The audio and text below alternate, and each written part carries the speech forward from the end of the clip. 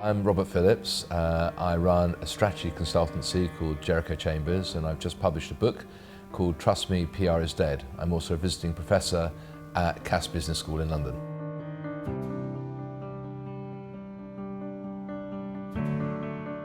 It's certainly not the money thing. I want to change the world. I've always wanted to change the world. And I can't change the world like in one big go, so we can change it a little bit at a time. And through the lens of communications, through the lens of trust, we can begin to change the legacy and make the world a better place.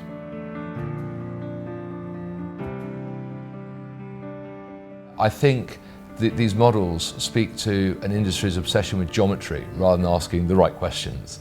And I don't think it really matters whether media is paid, earned, shared or owned. I think it just is important that we declare where the source of information comes from and that we show that there are other voices in the conversation and the argument.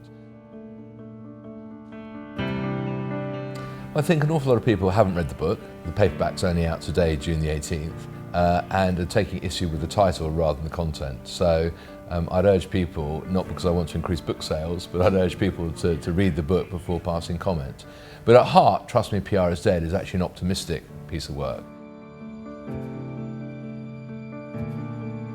Well, I think technology does a lot of things, and obviously a lot has been written about what technology does. First of all, it ends the need for intermediation rather. So that's one of the reasons why the PR agency model is in such trouble, and one of the reasons why people talk about needing to be content marketeers, because they understand that there is no need to go through an agency or indeed through a media owner in order to get to the news or indeed the truth. The second thing it has done is opened up genuine transparency, and I refer to it in the book as radical transparency. And we heard from Robert Rose speaking at the conference this morning. He referenced the godfather of modern public relations, Edward Bernays. And Bernays, of course, was a nephew of Freud, who in the 1930s hit upon the idea of PR, of controlling the masses, as a way of controlling the masses, because he didn't trust their democratic judgment.